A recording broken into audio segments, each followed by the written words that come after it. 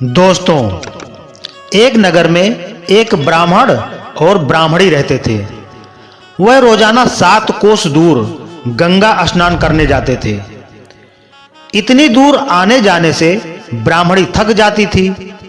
एक दिन ब्राह्मणी कहने लगी, काश हमारे भी एक बेटा होता तो कितना अच्छा रहता। बेटे के बहू आती और हमें घर वापस जाने पर खाना बना हुआ मिलता और बहू घर का काम भी कर देती। ब्राह्मणी की बात सुनकर ब्राह्मण बोला, बात तो तू सही कह रही है। चल, आज मैं तेरे लिए बहू ला ही देता हूं। ब्राह्मणी बोली, ओ कैसे? ब्राह्मण ने कहा कि तू एक पोटली में आटा डालकर उसमें कुछ मोहरे रख दे। ब्राह्मण के कहे अनुसार ब्राह्मणी ने पोटली बांधकर दे दी। पोटली लेकर ब्राह्मण चला गया। ब्राह्मण अभी कुछ ही दूर गया था कि उसे नदी के किनारे बहुत ही सुंदर लड़कियां दिखाई दी। वह रेत में घर बनाकर खेल रही थी। उनमें से एक लड़की ने कहा कि मैं अपना घर नहीं तोड़ूंगी, मुझे तो रहने के लिए एक घर चाहिए। लड़की की बात सुनकर ब्राह्मण मन ही मन सोचने लगा कि बहू बनाने के लिए यह लड़की सही रहेगी। जब वह लड़की जाने लगी तो ब्राह्मण भी उसके पीछे पीछे उसके घर तक चला गया।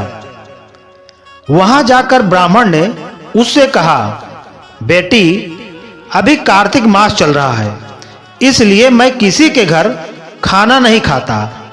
मैं आटा लेकर आया हूं। तुम अपनी मां से पूछो कि क्या वह मेरे लिए आटा छानकर 4 रोटी बना देगी। यदि वह मेरा आटा छानकर रोटी बनाएगी तो ही मैं रोटी खाऊंगा। लड़की ने जाकर अपनी मां से सारी बात कह दी। मां ने कहा, ठीक है, जाकर बाबा से कह दे कि वह अपना आटा दे दे, मैं रोटी बना दूंगी। जब वह आटा छानने लगी तो आटे में से मोहरें निकली। वह सोचने लगी कि जिसके आटे में इतनी मोहरें हैं, उसके घर में कितनी मोहरें होंगी। जब ब्राह्मण खाना खाने बैठा तो लड़की की मां ने कहा, बाबा, क्या आप अपने लड़के की सगाई करने जा रहे हो?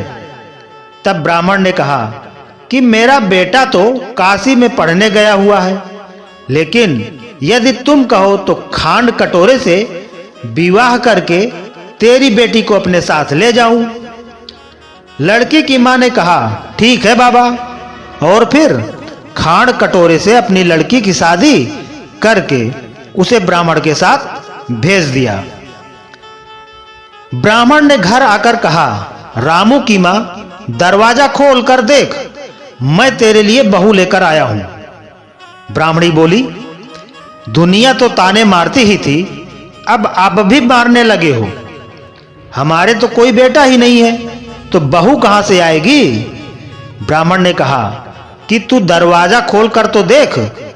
जब ब्राह्मणी ने दरवाजा खोला तो सामने बहू को खड़ी देखा।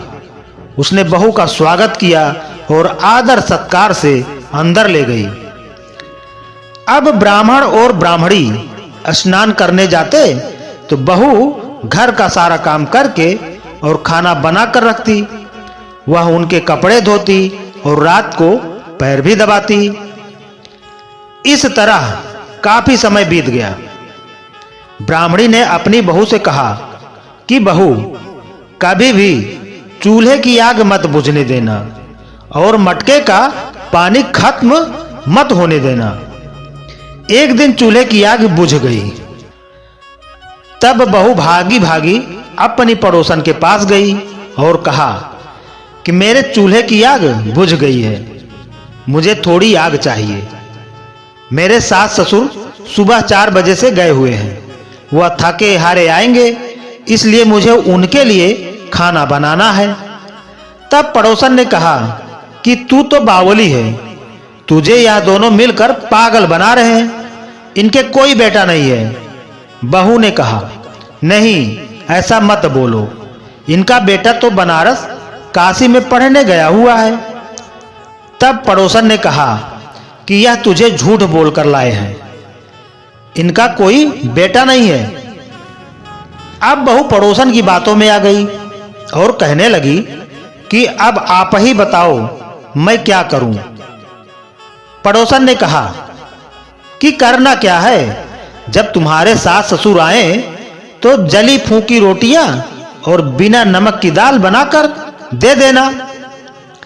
खीर का चमचा दाल में और दाल का चमचा खीर में डाल देना। वह पड़ोसन की सारी सीख लेकर घर आ गई और जब उसके सास ससुर घर आए तो उसने ना तो उनका आदर सत्कार किया और ना ही उनके कपड़े धोए। जब उसने सास ससुर को खाना दिया तो सास बोली, बहू आज ये रोटियां जली फूकी क्यों है और दाल भी बिना नमक की है। तब बहू ने पलटकर जवाब दिया कि एक दिन ऐसा खाना खा लोगे तो कुछ बिगड़ नहीं जाएगा तुम्हारा। सास ससुर को खरी खोटी सुनाकर वह फिर से पड़ोसन के पास गई और बोली कि अब आगे क्या करना है। पड़ोसन ने कहा कि अब तुम सातों कोठों की चाबी मांग लेना। अगले दिन जब वो स्नान करने के लिए जाने लगे तो बहू अड़ गई कि मुझे तो सातों कोठों की चाबियां चाहिए। तब ससुर ने कहा कि इसे चाबी दे दो, आज नहीं तो कल इसे ही देनी है। तब सास ने बहू को चाबी दे दी।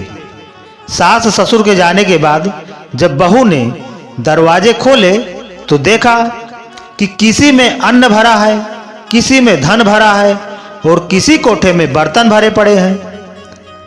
जब उसने सबसे ऊपर का सातवां कोठा खोला तो देखा कि शिव जी, माता पार्वती, गणेश जी, लक्ष्मी माता जी, पीपल पथवारी, कार्तिक के ठाकुर, राई दामोदर, तुलसा जी का बिड़वा, गंगा यमुना व 33 कोटि देवी देवता विराजमान हैं। वहीं पर एक लड़का चंदन की चौकी पर बैठा माला जप रहा है। यह सब देखकर उसने लड़के से पूछा कि तू कौन है।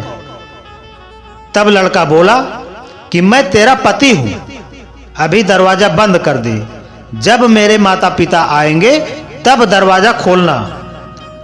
यह सब देखकर बहू बहुत खुश हुई और 16 श्रृंगार कर सुंदर वस्त्र पहनकर अपने सास ससुर का इंतजार करने लगी। उसने अपने सास ससुर के लिए अच्छे अच्छे पकवान बनाए।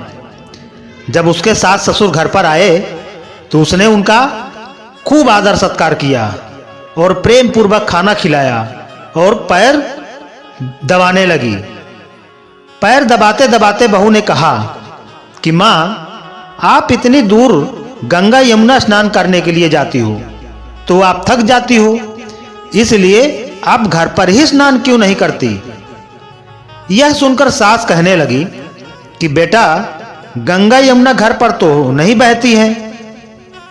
तब उसने कहा, हां मां, बहती हैं, चलो मैं आपको दिखाती हूं। जब बहू ने सातवां कोठा खोलकर दिखाया तो उसमें शिव जी, पार्वती जी, गणेश जी, लक्ष्मी जी, पीपल पथवारी, कार्तिक के ठाकुर, राई दामोदर, तुलसा जी का बिड़वा, गंगा यमुना बह रही हैं और 33 कोटि देवी देवता विराजमान हैं। वहीं चौकी पर बैठा एक लड़का माला जप रहा है। मां ने कहा कि बेटा, तू कौन है। लड़का बोला, मां, मैं तेरा बेटा हूं। तब ब्राह्मणी ने पूछा कि तू कहां से आया है। लड़के ने जवाब दिया कि मुझे कार्तिक देवता ने भेजा है। ब्राह्मणी ने कहा कि बेटा, यह दुनिया कैसे मानेगी कि तू मेरा बेटा है। ब्राह्मणी ने कुछ विद्वान पंडितों से मदद मांगी। पंडितों ने कहा कि इस पार बहू बेटा खड़े हो जाएं और उस पार ब्राह्मणी खड़ी हो जाए। ब्राह्मणी ने चमड़े की अंगिया पहनी हो और छाती में से दूध की धार निकलकर बेटे की दाढ़ी मूछ भीगे और पवन पानी से गठजोड़ बंधे, तब मानो कि यह बुढ़िया का ही बेटा है। उसने ऐसा ही किया। चमड़े की अंगिया फट गई और छाती में से दूध की धार निकलकर बेटे की दाढ़ी मूछ भिगा गई। पवन पानी से बहू बेटे का गठजोड़ बंध गया। यह सब देखकर ब्राह्मण और ब्राह्मणी की खुशी का ठिकाना न रहा। हे कार्तिक के ठाकुर, जैसे ब्राह्मण ब्राह्मणी को बहू बेटा दिया वैसे सबको देना। कार्तिक मास की कथा कहने, सुनने और हुंकारा भरने वाले सब पर कृपा करना। दोस्तों, हमारी ये कहानी आपको अच्छी लगी हो तो एक लाइक करके वीडियो को शेयर करें और इसी तरह की कहानी सुनने के लिए हमारे चैनल पर बने रहें। धन्यवाद।